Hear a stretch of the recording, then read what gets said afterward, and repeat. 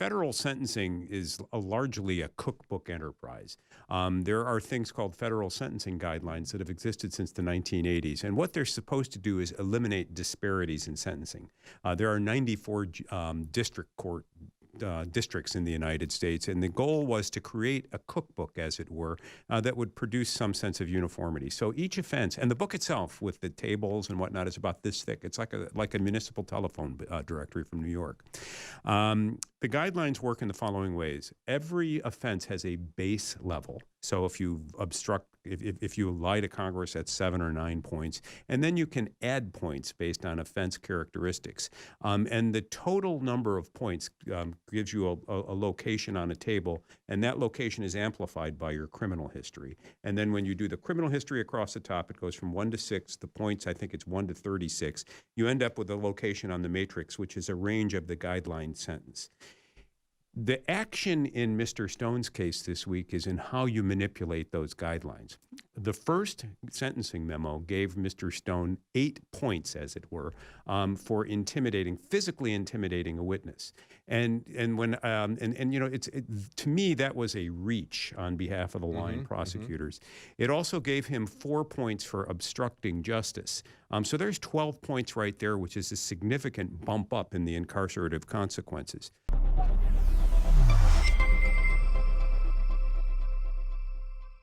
Welcome back. We have joining us now in the studio, Norm Pattis, one of America's most controversial and successful trial judges. And Norm, your website is Norm Pattis, that's with 2 T's, normpattis.com.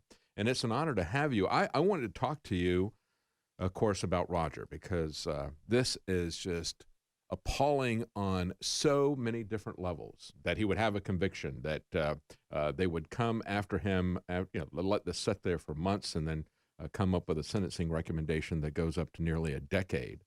And then what happened yesterday as President Trump criticized that, and then CNN and others went crazy, saying, he now needs to be impeached for that. So, I mean, we have so many things to talk about with Roger, but give me your take on the sentencing guidelines. Let's just assume that, focus on the sentencing stuff. Let's assume that Roger is guilty. You and I both know that he didn't do anything.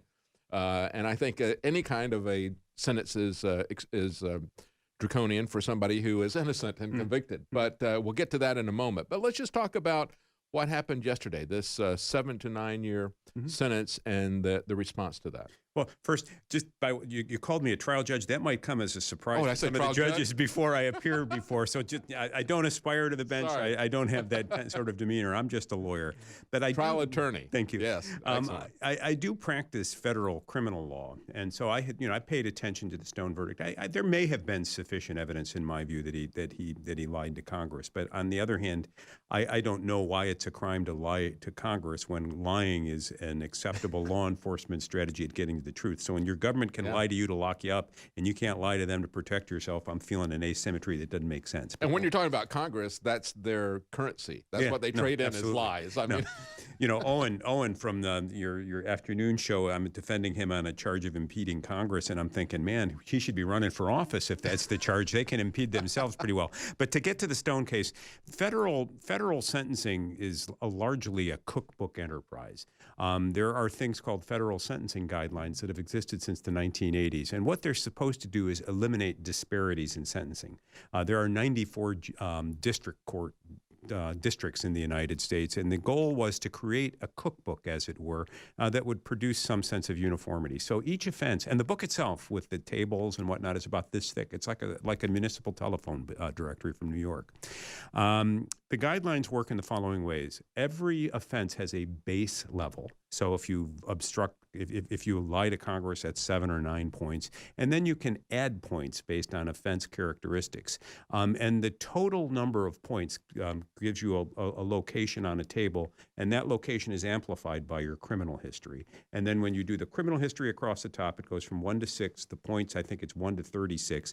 You end up with a location on the matrix, which is a range of the guideline sentence. The action in Mr. Stone's case this week is in how you manipulate those guidelines. The first sentencing memo gave Mr. Stone 8 points, as it were, for physically intimidating a witness. And when to me that was a reach on behalf of the line prosecutors. It also gave him 4 points for obstructing justice. So there's 12 points right there, which is a significant bump up in the incarcerative consequences. According to and I wasn't part of this process, but I read the papers carefully this morning because I knew you were having me on, and I wanted to try to know what I was talking about for a trial lawyer. That's hard. According to the New York Times this morning, the communications within the Justice Department broke down. They broke down in the following way. Whenever there is a prosecution of a public figure of this sort, there's something called the Public Integrity Unit or other units within the Justice Department that approve and supervise the prosecution, especially when the world is watching. In this case, the line prosecutors, the 4 people who are responsible for developing the case, should have run their initial sentencing memo up the flagpole. Are these the 4 people that resigned? So we're off of the case, right? Okay. And according to the Times, there was a communication breakdown. It made it part way up the ladder, but not all the way.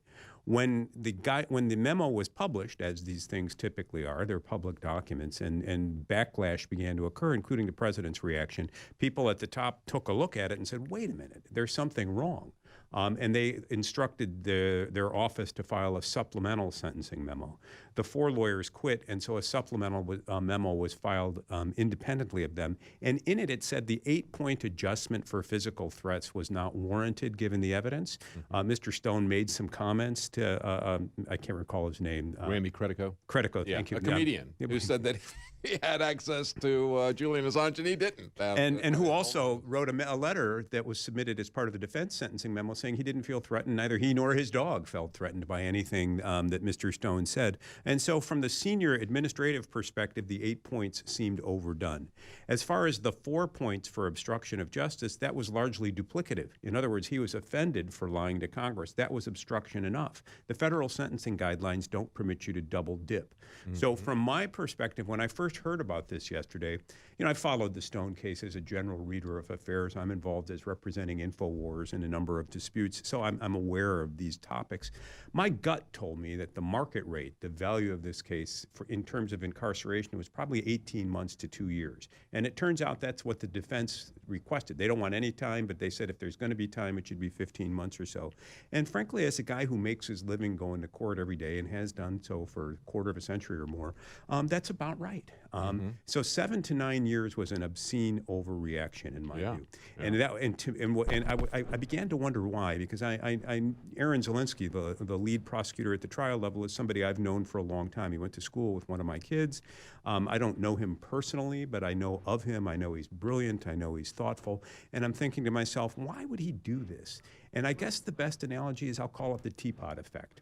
I think this whole head of steam built up in Washington with the Mueller report, and then it was going to, then it got sublimated into the impeachment, and now there's a lot of coitus interruptus. There's a lot of frustrated desire in Washington and a desire to hurt somebody, and I think Roger was the available target, and they overwrote the sentencing memo and came up with a recommendation that is frankly shocking from a criminal defense lawyer's perspective. I don't have a stake in the game, and so I'm just reading this the way I read papers every other day. The fact that these 4 prosecutors resigned suggests to me that something like abject cynicism. I mean, right now, the trial judge has been sent a powerful message. Something is wrong. This sentence needs to be imposed to correct the broader sense of perception that there's injustice afoot in the country. And if I'm the defense, I'd probably move to continue the sentencing for 60 to 90 days to let everybody calm down. We just had a very emotional impeachment battle that was decided along almost exclusively partisan lines. I don't know what to make of Mitt Romney. And you've got a lot of act hunger, a lot of people looking for a Republican scalp to pin on the door and say the effort was worth it. And I think Roger is a scapegoat right now, and his lawyers should ask for his continuance. And I can go on. And you look at this, and as you pointed out correctly, there is a lot of political motivation in this, a lot of frustration. I think they want to take out on it. And I think they jumped the shark with that 7 to 9 years. And I think part of it, I'm looking at this, and I don't know who rolled this back, but my initial reaction when I saw that, first, the 7 to 9 is like, that really puts a lot of pressure on President Trump to pardon Roger because that is so over the top. And then when they rolled it back, I thought, that's maybe them doing this to try to undermine the case for a pardon. What do you think about that? That's possible. I mean, the president also has the power to commute the sentence, which would be to permit the conviction to stand and say, all right, you're not, the sentence is commuted. You don't have to go to prison in this case. I know Roger's a friend of the show. I don't mean to be disloyal to you for being gracious enough to host me. Wait, we're going to get that answer when we come back. Qualification there. We'll get that answer when we come back from Norm Pattis. Again, you can find him at normpattis.com. We've got to take a quick commercial break. We'll be right back. Stay with us. Welcome back. We're talking to Norm Pattis about the injustice that was done to Roger Stone, regardless of whether you think that he's guilty or innocent. I think it's a double injustice because I don't think he did anything. And we've seen, as I pointed out at the beginning of the program, we have seen official after official in this feeding frenzy to come after President Trump. We saw Clapper lie to Congress under oath about surveillance program just a couple of months before we had the Snowden documents released, and he was proven to be a liar. They let the statute of limitations expire. They never came after James Clapper.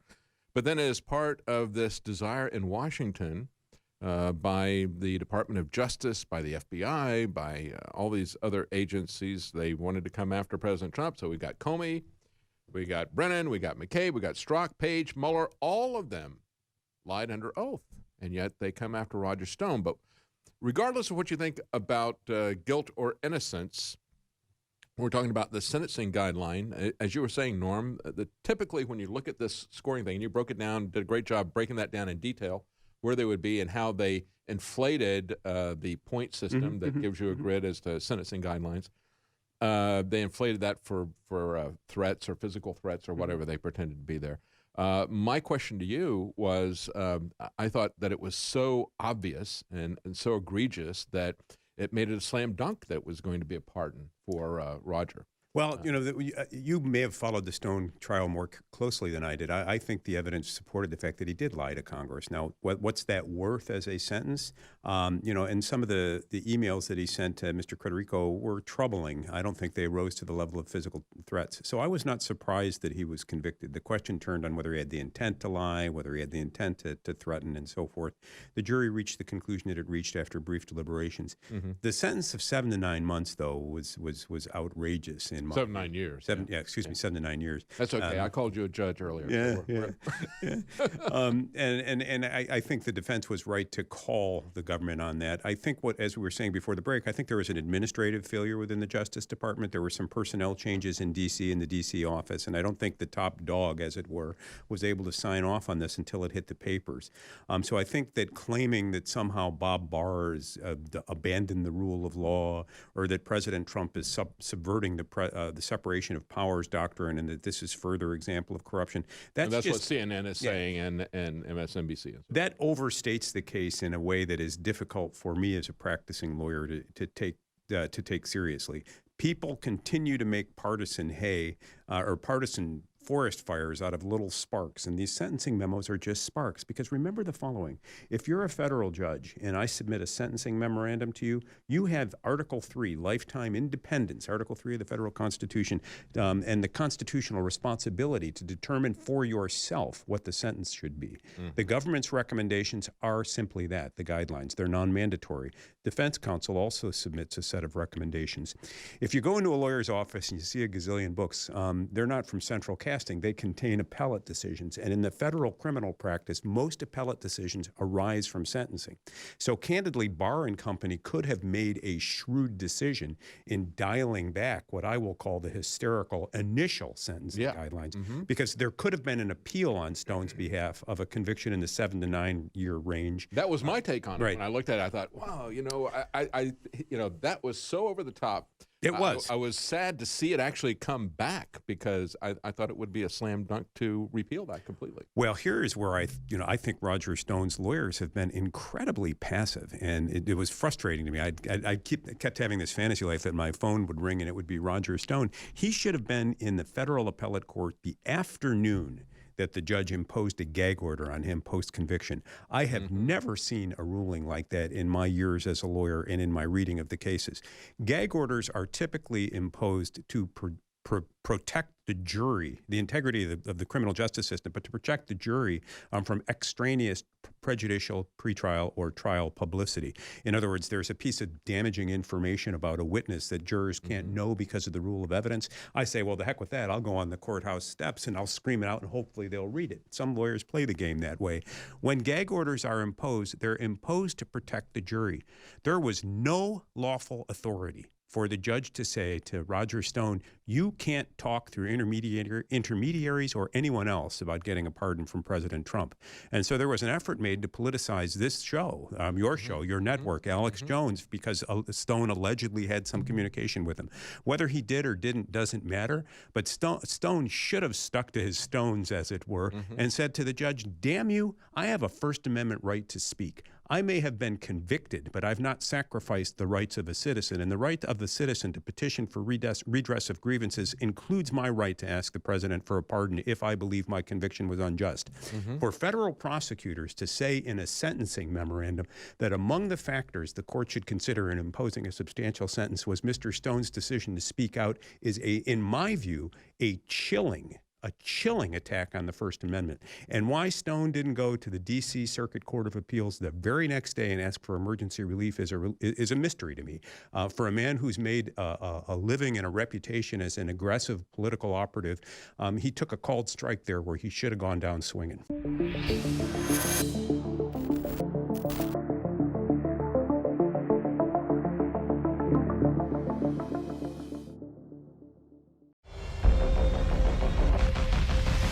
This weekend, I saw the headline, N95 virus masks sell out across the United States. And I'd been told that by folks when I was buying some extra ones just last week that they were running low.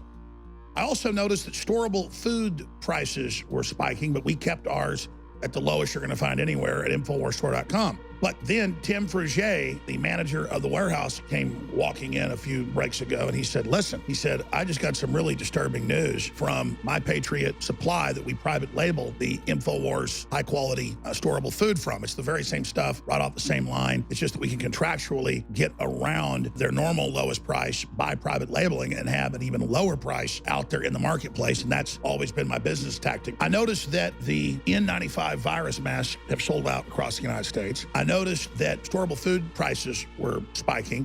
I noticed there were reports that food prices in general were going to be going up because of the crisis in China and surrounding areas and with how deadly this coronavirus is. And then all of a sudden, Tim comes walking in and he says, we just talked to Matt Redhawk, who's a longtime friend and the owner of My Patriot Supply and a patriot. And I said, let me guess, they're running out of storable food. They're having to pay a lot more to buy food currently.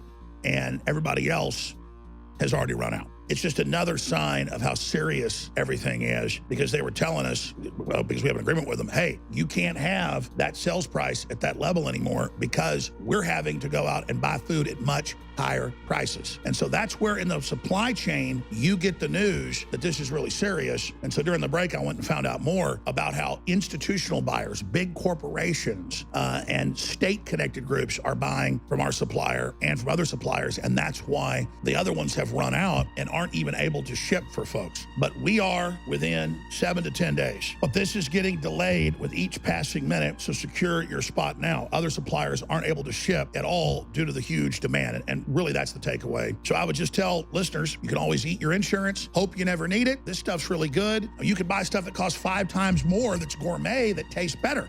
But for quality food that tastes good, this is the lowest price you're going to find anywhere, even when it's at its regular price. And so that's really the boil down here is, with just on time delivery and all the rest of the stuff going on in our society, people need to stock up on food. They need to stock up on water filtration. They need to stock up on ammo, and need to have a plan with your friends and family and neighbors about what you're going to do, because you could feel it in your bones. Big stuff's coming down, whether it's this coronavirus or something else. Now is the time to get prepared. And I suggest folks get their storable food at InfoWarsStore.com while you still can. InfoWarsStore.com. You get your order in now, you'll get it within 7 to 10 days. They always do what they say they're going to do, unless there's an earthquake or something in Utah. But these are good, Christian, hardworking people that do what they say they're going to do. And I personally have been buying more gas masks. I personally have gotten extra water filtration. I personally have ordered more storable food just last week, because I have to be able to take care of not just myself, but my neighbors.